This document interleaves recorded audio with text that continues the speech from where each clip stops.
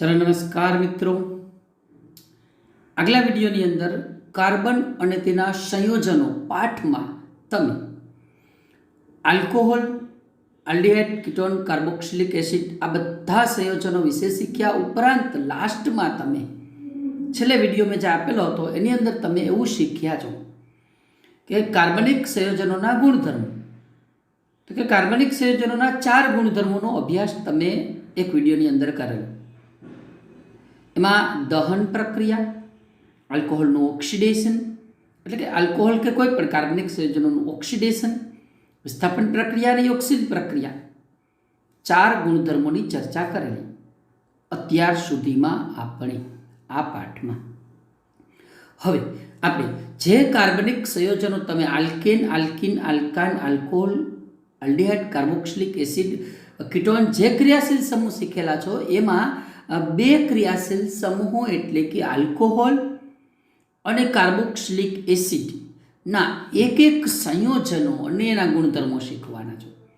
એટલે કે તમે કેટલાક મહત્વપૂર્ણ કાર્બન સંયોજનો, આલ્કોહોલનો એક ઇથેનોલ અને કાર્બોક્સિલિક એસિડનો એક ઇથેનોઇક એસિડ, આના ગુણધર્મો વિશે તમે આ પાઠમાં હવે આગળ શીખવાના છો. શું શીખવાના છો બાળકો આગળ? હા, ઇથેનોલ અને ઇથેનોઇક એસિડ. તો પહેલાં તમને ઇથેનોલ અને ઇથેનોઇક એસિડ જે છે એના આણ્વીય અને બંધારણીય સૂત્ર દોરતા શીખવાડી દઉં. ચલો પહેલાં હું તમને અહીંયા સાઈડમાં જ બાજુમાં જ તમને ઇથેનોલ અને ઇથેનોઇક એસિડના આણ્વીય સૂત્ર, મિત્રો કેમ આણ્વીય સૂત્ર તૈયાર કરાય એ વસ્તુ શીખવાડું છું. પહેલી વાત કરીએ ઇથેનોલ. તો ઇથેનોલ એટલે આલ્કોહોલ છે. આલ્કોહોલમાં છેલ્લે OH હોય. આટલી વસ્તુ તમને સમજ પડવી જોઈએ. શું હોય આલ્કોહોલની અંદર? છેલ્લે લાસ્ટમાં OH ક્રિયાશીલ સમૂહ હોય, OH, બરાબર. અને ઇથેનોલ છે, ઇથેનોલ છે એટલે 2 કાર્બન. 2 કાર્બન તો શું કરવાનું તમારે? CH3CH2OH કરી નાખવાનું થશે. તો આ ઇથેનોલનું સૂત્ર થયું, બરાબર. 1 કાર્બનની આજુબાજુમાં 3 હાઇડ્રોજન દર્શાવો. આ બંધારણીય સૂત્ર દોરો બાળકો, તમારી જાતે દોર લેજો. બંધારણીય સૂત્ર કેમ દોરાય એ ખાલી આઈડિયા આપી દઉં છું. 1 કાર્બનની આજુબાજુમાં 3 હાઇડ્રોજન. આ બીજો કાર્બન છે એની આજુબાજુમાં 2 હાઇડ્રોજન. પછી OH એટલે ઓક્સિજન છે, એક ઓક્સિજન છે અને એની આરે 1 હાઇડ્રોજન જોડાયેલો છે. મિત્રો આ જે બંધારણ થશે આમાં તમે હાઇડ્રોજન જોડતા જાઓ એટલે આ જે બંધારણ તૈયાર થશે એ બંધારણ એ ખરેખર શું છે ખબર છે તમને? આ બંધારણ એ ખરેખર બંધારણીય સૂત્ર છે ઇથેનોલનું. હાઇડ્રોજન જોડી દો, આ ઇથેનોલનું બંધારણીય સૂત્ર થયું. હવે એવી જ રીતે હું તમને કાર્બોક્સિલિક એસિડમાં ઇથેનોઇક એસિડનું બંધારણીય સૂત્ર સમજાવું છું. પહેલાં તો ઇથેનોઇક એસિડનું આણ્વીય સૂત્ર શું થાય? આણ્વીય સૂત્ર થાય CH3. ખબર છે તમને આણ્વીય સૂત્ર શું થાય? હે ભાઈ, CH3COOH. શું થાય? CH3COOH. 1 કાર્બન, એની આજુબાજુમાં 3 હાઇડ્રોજન, આ CH3. પછી હવે ખાસ જો COOHમાં બીજો કાર્બન એની સાથે દ્વિબંધ કરીને ઓક્સિજન, પછી બીજો ઓક્સિજન અને H. મિત્રો આ યાદ રાખજો, અહીંયા હાઇડ્રોજન જોડી દો 3ની જગ્યાએ. આ થયું ઇથેનોઇક એસિડનું બંધારણીય સૂત્ર. આખે આખું આજે તમે બંધારણ દોરવા જાઓ છો એ બંધારણીય સૂત્ર આખે આખું થાય, બરાબર. એને આપણે આમ દર્શાવીએ, જો આટલું બંધારણીય સૂત્ર થાય. અને અણુસૂત્ર તો તમને ખબર છે CH3COOH. તો આ CH3, એટલું CH3, આ COO અને આ H. એસિટિક એસિડ ને ઇથેનોઇક એસિડ કહેવાય. ચાલો બંને મેં ડ્રો કરી નીચે આપેલા જ છે, બરાબર. આ તો મારે તમને સમજાવવા પડે કે કેમ દોરાય એટલા માટે, બાકી બધું વ્યવસ્થિત આપેલું છે, જોઈ લો. ચાલો, ઇથેનોલ થઈ ગયું. CH3CH2OH અને C2H5OH પણ કહેવાય, C2H5OH પણ કહેવાય. ઇથેનોઇક એસિડ બીજું આવશે, ઇથેનોઇક એસિડ CH3COOH. એને આમ લખાય, જો કેમ લખેલા છે? આ C2, આ 3 અને આ 2 5 હાઇડ્રોજન, H5 અને પછી આ O અને આ H થઈ ગયું. CH3COOH, આ CH3, આ COO અને આ H. આ સમજાવવું જોઈએ, આ દોરતા આવડવું જોઈએ, તો જ તમને યાદ રાખજો, આગળ ઉપર બધી ખબર પડશે અને તો જ આવડશે. તો મિત્રો આજે ઇથેનોલ છે, આપણે જે સૂત્ર ઉપર લીધું એ ઇથેનોલના ભૌતિક ગુણધર્મો જણાવો. કેવું છે ઇથેનોલ? આપણે હવે શીખવા જઈ રહ્યા છીએ ઇથેનોલના ભૌતિક ગુણધર્મો, ઇથેનોલના રાસાયણિક ગુણધર્મો, ઇથેનોલના ઉપયોગો. એવી જ રીતે ઇથેનોઇક એસિડના ભૌતિક ગુણધર્મો, ઇથેનોઇક એસિડના રાસાયણિક ગુણધર્મો, ઇથેનોઇક એસિડના ઉપયોગો. એમ આપણે સ્ટેપમાં કામ કરવાનું છે. ચાલો, ઇથેનોલના ભૌતિક ગુણધર્મો. ઇથેનોલ શુદ્ધ ઇથેનોલ રંગવિહીન પ્રવાહી છે. એનું ગલન બિંદુ 156 કેલ્વિન, ઉત્કલન બિંદુ 351 કેલ્વિન. યાદ રાખજો, ટૂંકા પ્રશ્નમાં પૂછાય. બરાબર, કેટલું છે ગલન બિંદુ? 156 કેલ્વિન, ઉત્કલન બિંદુ 351 કેલ્વિન. ઇથેનોલ પાણીમાં શુદ્ધ દ્રાવ્ય છે, તમામ પ્રકારના તમામ પ્રમાણમાં દ્રાવ્ય છે, અને ઇથેનોલ સારો દ્રાવક પણ છે. બરાબર, દ્રાવક તરીકે કાર્બનિક સંયોજનોમાં વપરાય છે. આપણે કહીએ ટિંચર આયોડિન, તો એ જે આપણે કફ અને સિરપમાં ઉપયોગમાં લઈએ છીએ એ ઇથેનોલ છે. તો હવે મિત્રો તમે ઇથેનોલના ઉપયોગો શીખવા જાઓ છો. ઉપયોગોમાં ઔદ્યોગિક દ્રાવક તરીકે દવાઓ જેવી કે ટિંચર આયોડિન, કફ સિરપ તેમજ એની ટોનિક્સમાં એનો ઉપયોગ થાય. જો નીચે ઉપયોગો આપ્યા છે. ઔદ્યોગિક દ્રાવક તરીકે દવાઓ જેવી કે ટિંચર આયોડિન એટલે શું? ઘણી વખત ઘા પડ્યો હોય, રૂજાતું ના હોય, તો આપણે ડેટોલ લગાડીએ છીએ કે કોઈ પણ આલ્કોહોલિક પદાર્થ લગાડીએ છીએ. બરાબર, એ કફ સિરપની જે દવાઓ છે, આલ્કોહોલ આવે છે, એ ટોનિક્સ એટલે વિવિધ પ્રકારની દવાઓ, વેક્સિન, રસી, વિવિધ પ્રકારના પદાર્થોમાં એનો ઉપયોગ થાય. લિકર અને વાર્નિશ અને અત્તર જેવા સુગંધી દ્રવ્યોની બનાવટમાં. લિકર, વાર્નિશ, બરાબર, વાર્નિશ એટલે કલર અને પેન્ટ ઉદ્યોગની અંદર એનો ઉપયોગ થતો હોય છે. અત્તર સુગંધી દ્રવ્ય તરીકે. ચેપનાશક તરીકે ગુમડા સાફ કરવા, ડ્રેસિંગમાં વપરાય ઇથેનોલ. શુદ્ધ આલ્કોહોલ અથવા તો નિરપેક્ષ આલ્કોહોલ નશાયુક્ત પીણાની બનાવટમાં વપરાય. જોકે એ સારો ઉપયોગ નથી. નશાયુક્ત પીણા, દારૂ, બિયર, શરાબ, આલ્કોહોલિક પીણાઓ. આ તો આપણે બાળકો ચર્ચા કરી રહ્યા હતા. ચેપનાશક તરીકે લેકર, વાર્નિશ, અત્તર જેવા સુગંધી પદાર્થો. અહીંયા તમે આકૃતિની અંદર જોઈ શકો છો, આ વાર્નિશ છે, આ કફ કે પાચન માટેની સિરપ છે, એની અંદર પણ એનો ઉપયોગ થાય છે. વિવિધ ટોનિક્સ દવાઓમાં એનો ઉપયોગ થાય છે. બરાબર, આ ઉપરાંત અત્તર જેવા સુગંધી પદાર્થો બનાવવામાં પણ એનો ઉપયોગ થાય છે. અહીંયા તમને એ પણ અત્તરની એક બોટલ આપેલી છે. ચેપનાશક તરીકે ડ્રેસિંગમાં ગુમડા સાફ કરવા માટેનો ઉપયોગ થાય છે. શુદ્ધ આલ્કોહોલ અથવા તો નિરપેક્ષ આલ્કોહોલ નશાયુક્ત પીણાની બનાવટમાં એનો ઉપયોગ થાય છે. શરાબને એવા પીણા. અને મિત્રો વાત કરતો તો હું રેક્ટિફાઈડ સ્પિરિટ એટલે પ્રયોગશાળામાં બળતણ તરીકે વપરાતો સ્પિરિટ લેમ્પ આવે. સ્પિરિટ લેમ્પ એ રેક્ટિફાઈડ સ્પિરિટ છે. અત્યારે હાલમાં તમે સેનેટાઈઝર જે યુઝ કરો છો, સેનેટાઈઝર વિવિધ પ્રકારના, એ પણ એક પ્રકારે આલ્કોહોલિક પદાર્થો છે. આ બધી જગ્યાએ ઇથેનોલનો ઉપયોગ થાય છે. તો ઇથેનોલના ગુણધર્મો અને ઇથેનોલના ઉપયોગો આપણે પૂરા કર્યા આ વિડીયોની અંદર, આ મુદ્દાની અંદર. નેક્સ્ટ આગળ વધીશું. આ ઉપરાંત ઇથેનોલની રાસાયણિક પ્રક્રિયાઓ, ઇથેનોલના રાસાયણિક ગુણધર્મો સમજાવો, રાસાયણિક પ્રક્રિયાઓ. તો પહેલું છે ઇથેનોલ એટલે આલ્કોહોલ જ છે. આલ્કોહોલમાં OH ક્રિયાશીલ સમૂહ. બાળકો આ ખાસ યાદ રાખજો. અને એની સોડિયમ ધાતુ સાથે પહેલી પ્રક્રિયા લેવાય છે. આલ્કોહોલની સોડિયમ ધાતુ સાથેની પ્રક્રિયા. તો એનું સમીકરણ તમારે ખાસ તૈયાર કરવું પડે. ફરીથી કહી દઉં છું, ઇથેનોલ એટલે CH3, આ સૂત્ર આવડવું જોઈએ, CH3CH2OH. શું થાય ઇથેનોલ એટલે? સૂત્ર એનું CH3CH2OH. હું પાછું લખી દઉં છું વ્યવસ્થિત. CH3CH2OH. અને કોની સાથે પ્રક્રિયા કરવી છે? સોડિયમ ધાતુ સાથેની પ્રક્રિયા. તો એનાથી શું થશે ખબર? આ જે ઓક્સિજન છે એની સાથે અહીંયા સોડિયમ ઉમેરાઈ જશે. અને હાઇડ્રોજન છે, હાઇડ્રોજન એના 2 અણુ સાથે હાઇડ્રોજન વાયુ છૂટો પડશે, આવું બની જશે. જો જે છોકરાઓ CH3 CH2ONA plus H2 hydrogen વાયુ. હવે હાઇડ્રોજનના 2 અણુ બન્યા એટલે અહીંયા 2 લખવાના, તમારે અહીંયા આગળ 2 લખી નાખવાના. એટલે તમારે અહીંયા 2 લખવા પડે. સમીકરણ બેલેન્સ કરું છું, આ 2 લખો તો સોડિયમ 2 થાય, અહીંયા 2 લખવા પડે. આ બેલેન્સ સાથેનું સમીકરણ 2CH3CH2OH આલ્કોહોલ એટલે ઇથેનોલની સોડિયમ ધાતુ સાથે પ્રક્રિયા.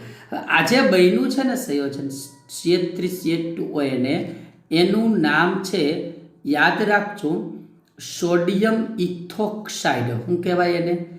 સોડિયમ ઇથોક્સાઇડ. ઓક્સાઇડ ઓક્સિજનવાળો સોડિયમ, અને ઇથેન તો આપણે આ તો હતો જ ઇથેનોલ, બરાબર. CH3CH2ONA સોડિયમ ઇથોક્સાઇડ કહેવાય.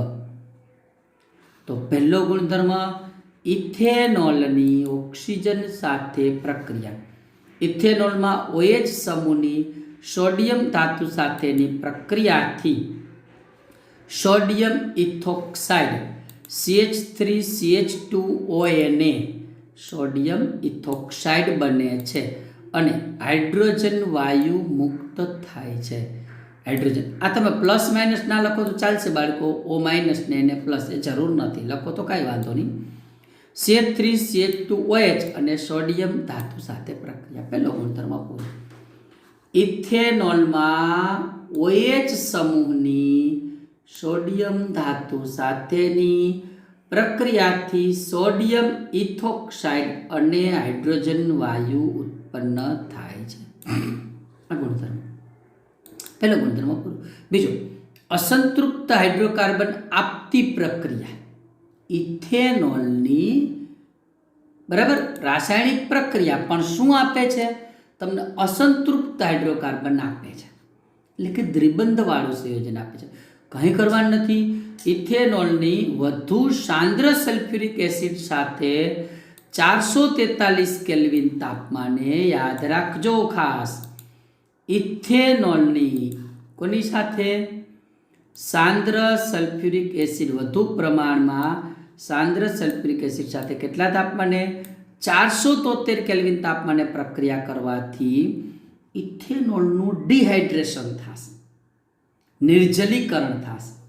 નિર્જલીકરણ એટલે એમાંથી પાણી નીકળી જશે. ડિહાઇડ્રેશન એટલે પાણીનું અણુ દૂર થવું. ડિહાઇડ્રેશન, ડી એટલે દૂર થવું, હાઇડ્રેશન એટલે પાણીનું. ઇથેનોલમાંથી પાણીનું અણુ દૂર થઈ એનું નિર્જલીકરણ થઈ, બરાબર, પાણી મુક્ત થઈ ઇથીન બને. ઇથીન એ અસંતૃપ્ત હાઇડ્રોકાર્બન છે. તો અસંતૃપ્ત હાઇડ્રોકાર્બન આપતી પ્રક્રિયા, એટલે અસંતૃપ્ત હાઇડ્રોકાર્બન કેવી રીતે આપે છે એની રાસાયણિક પ્રક્રિયા. કોની? ઇથેનોલની. ચાલો બાળકો હું લખી દઉં નીચે. પહેલાં લેવાનું ઇથેનોલ. ઇથેનોલનું સૂત્ર આવડવું જોઈએ તમને. CH3CH2OH આ ઇથેનોલનું સૂત્ર. અને એની કોની સાથે પ્રક્રિયા કીધી મેં તમને? સાંદ્ર સલ્ફ્યુરિક એસિડ અહીંયા લખી નાખવાનું, એટલે આલ્કીન બને. ઇથીન એટલે દ્વિબંધ ધરાવતું, CH2 દ્વિબંધ CH2, અને પ્લસ પાણીનો અણુ તો મળે જ છે, H2O તો મળે જ છે. હવે શું થયું એ સમજવા જેવું છે બાળકો ખાસ. અહીંયા CH3 હતું ને, ત્યાં CH2 થઈ ગયું. જો, અને આ કાર્બન અને આ કાર્બન, આ જે બે કાર્બન છે ને, એમની વચ્ચે દ્વિબંધ રચાઈ ગયું. આ દ્વિબંધ રચાઈ ગયું એટલે CH2 CH2 થઈ ગયું. અહીંથી એક હાઇડ્રોજન છૂટો પડ્યો, આ H2, અને આવો એટલે H2O છૂટું પડી ગયું. તો જો એ પ્રક્રિયા વ્યવસ્થિત રીતે હું આપું છું તમને. CH3CH2OH એટલે ઇથેનોલ. સાંદ્ર સલ્ફ્યુરિક એસિડ ઉદ્દીપકની હાજરીમાં 443 કેલ્વિન તાપમાને ગરમ કરતા ઇથીન બન્યું. હજી ખબર પડી? અહીંથી એક હાઇડ્રોજન નીકળી ગયો, આ H એટલે H2 ને આ O એટલે પાણી દૂર થઈ ગયું. એક હાઇડ્રોજન અહીંથી નીકળો એટલે અહીંયા થઈ ગયું CH2. આ CH2 ને આ CH2 એની વચ્ચે રચાઈ ગયો દ્વિબંધ, એટલે ઇથીન મળ્યું. તો આને કહેવાય આલ્કોહોલની અસંતૃપ્ત હાઇડ્રોકાર્બન આપતી પ્રક્રિયા સાંદ્ર સલ્ફ્યુરિક એસિડ સાથેની બે ગુણધર્મ થયા. ઇથેનોલના બે ગુણધર્મ થયા. બરાબર. પહેલો ગુણધર્મ સોડિયમ ધાતુ સાથે પ્રક્રિયા, બીજો ગુણધર્મ સાંદ્ર સલ્ફ્યુરિક એસિડ સાથેની પ્રક્રિયા. પહેલા ગુણધર્મમાં સોડિયમ ઇથોક્સાઇડ મળ્યું, બીજા ગુણધર્મમાં અસંતૃપ્ત હાઇડ્રોકાર્બન ઇથિન મળ્યું. હવે આ ટૂંકમાં અહીં સાંદ્ર સલ્ફ્યુરિક એસિડ છે ને એ નિર્જલીકરણ કરતા છે. નિર્જલીકરણ કરતા એટલે શું? બરાબર. ડિહાઇડ્રેટિંગ એજન્ટ. નિર્જલીકરણ કરતાની બાજુમાં લખ લેજો ડિહાઇડ્રેટિંગ એજન્ટ. બીજામાંથી પાણી ખેંચી લે ને એને નિર્જલીકરણ કરતા અથવા ડિહાઇડ્રેટિંગ એજન્ટ કહેવાય. ટૂંકા પ્રશ્નમાં પૂછાય કયો પદાર્થ નિર્જલીકરણ કરતા છે? તો સાંદ્ર સલ્ફ્યુરિક એસિડ. ચાલો બાળકો નેક્સ્ટ મુદ્દા તરફ આગળ વધીએ. હવે આવશે આલ્કોહોલ કેવી રીતે નુકસાનકારક છે. આલ્કોહોલિક પીણા છે ને એ નુકસાન કરે છે. સૌથી વધુ માત્રામાં ઇથેનોલનું સેવન કરવાથી ચયાપચયની ક્રિયાઓ ધીમી પડે છે.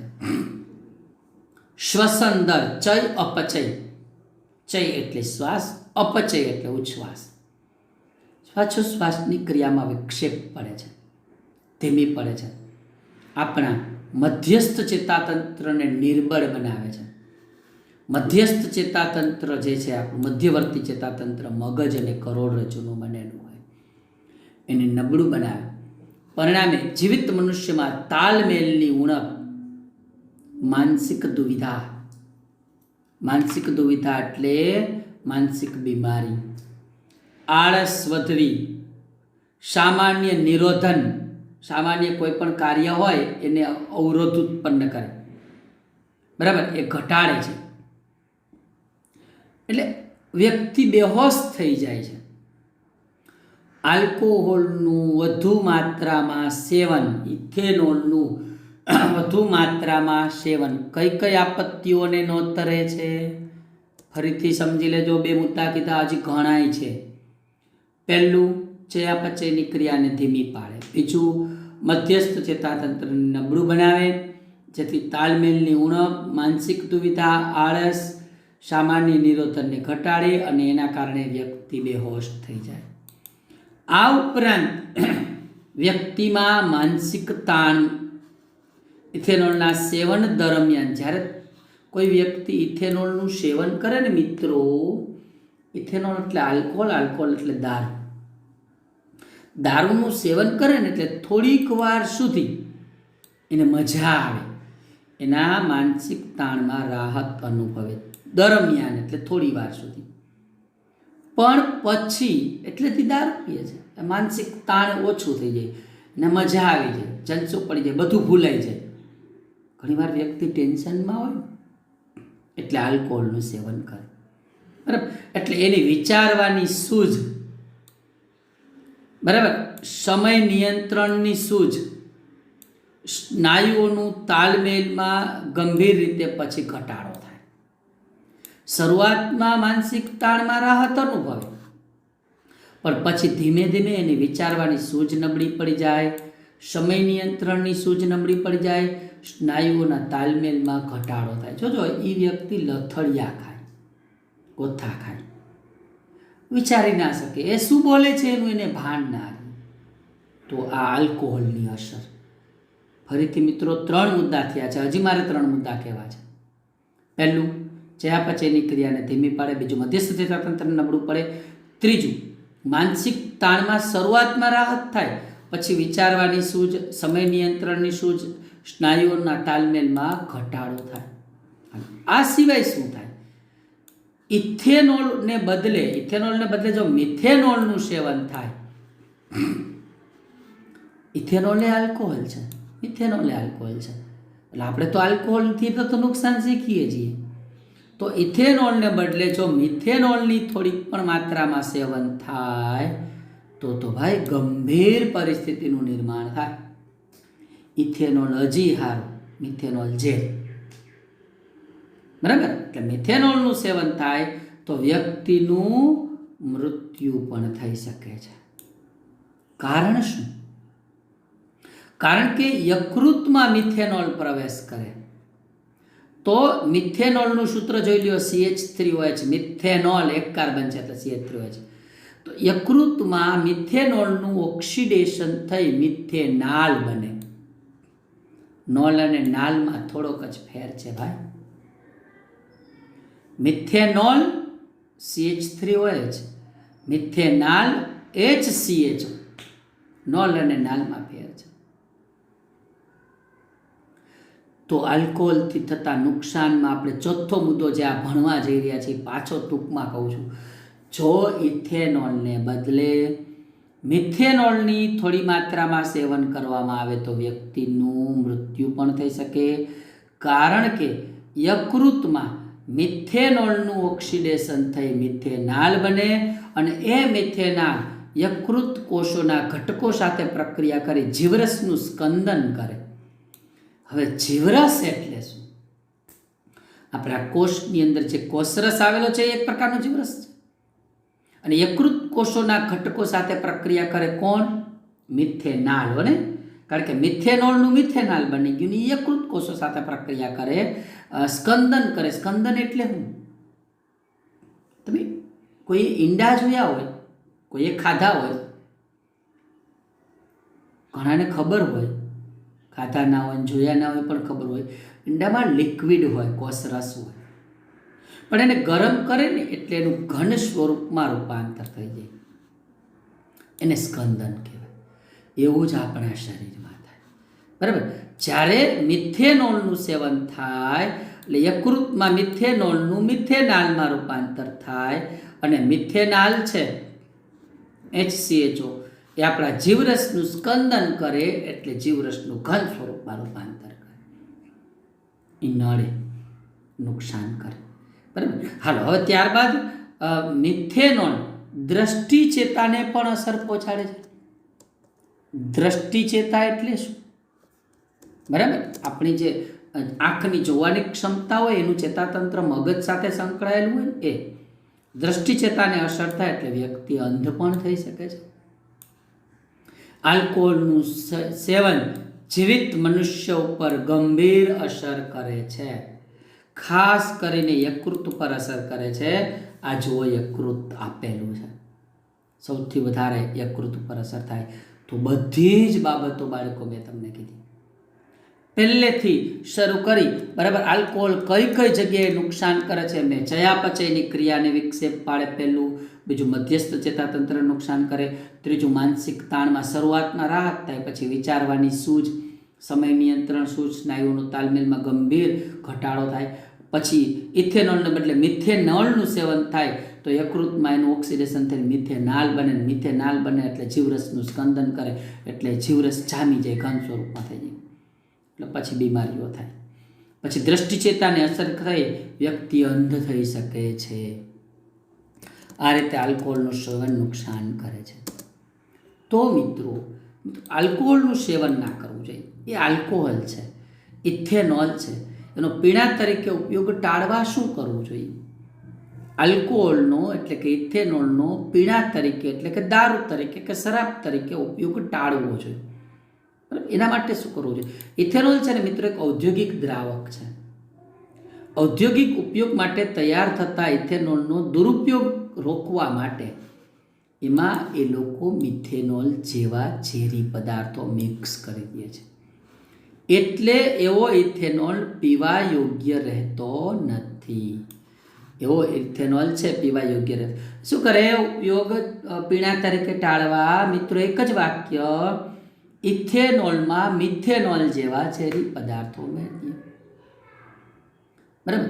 આલ્કોહોલની સરળતાથી ઓળખ થઈ શકે તે માટે રંગક ઉમેરીને આલ્કોહોલને ભૂરા રંગનો બનાવે એટલે ખબર પડી જાય કે આ ઝેરી આલ્કોહોલ છે એટલે બ્લુ રંગનો બનાવી દે. એવા આલ્કોહોલને વિકૃત આલ્કોહોલ કહેવાય. એનું બીજું નામ યાદ રાખજો, ડિનેચર્ડ આલ્કોહોલ છે.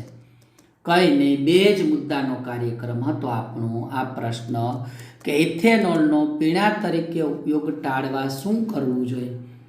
તો કે ભાઈ એમાં મિથેનોલ જેવા ઝેરી પદાર્થો મિશ્ર કરી દે એટલે પીવા યોગ્ય ના રહે. બીજું શું કરવું જોઈએ? રંગક ઉમેરે એટલે એ ભૂરા રંગનો બની જાય એટલે ખબર પડી જાય કે આ પીવા લાયક નથી, એટલે એનો દારૂ તરીકે ઉપયોગ ના થાય, બીજું કાંઈ નથી. હવે બળતણ સ્વરૂપે પણ આલ્કોહોલના ઉપયોગો છે. આલ્કોહોલનો બળતણ તરીકે કેટલીક જગ્યાએ ઉપયોગ થાય છે. આપણે પ્રયોગશાળામાં જે બળતણ તરીકે સ્પિરિટ લેમ્પ આવે ને, સ્પિરિટ લેમ્પમાં એ બળતણ વપરાતું હોય, તો એનો ઉપયોગ સમજાવો બળતણ તરીકે. તો મિત્રો એક પહેલો મુદ્દો તમને કહી દઉં કે શેરડીનો છોડ એ સૂર્યપ્રકાશનું રાસાયણિક ઉર્જામાં રૂપાંતર કરવા માટે સક્ષમ રૂપાંતરક છે, અને એ શેરડીના રસની અંદર આલ્કોહોલ હોય છે. આલ્કોહોલ ના હોય પણ શેરડીના રસમાં મોલાસીસ હોય. મોલાસીસ એટલે શર્કરા હોય, અને મોલાસીસનું આથવણ કરી આલ્કોહોલ બને છે. શેરડીના રસમાં શું હોય બાળકો? મોલાસીસ, શર્કરા, આપણે કહીએ ગોળ બનાવે. એ શર્કરાનું આથવણ કરી અને એમાંથી બને આલ્કોહોલ, ઇથેનોલ બને. બરાબર. આ ઇથેનોલને હવાની હાજરીમાં દહન પામે ત્યારે ઓની જેમ જ કાર્બન ડાયોક્સાઇડને પાણી ઉત્પન્ન કરે છે, એટલે એ સફાઈ કરતા બળતણ છે. આલ્કોહોલ એટલે કે ઇથેનોલ પૂરતી હવાની હાજરીમાં દહન પામે ત્યારે માત્ર કાર્બન ડાયોક્સાઇડ અને પાણી ઉત્પન્ન કરતો હોવાથી સફાઈ કરતા બળતણ છે. સ્પિરિટ લેમ્પમાં બળતણ તરીકે વપરાતું બળતણ. પરિણામે કેટલાક દેશોમાં તો બાળકો પેટ્રોલમાં આલ્કોહોલ ઉમેરી અને બળતણ સ્વરૂપે વપરાય છે.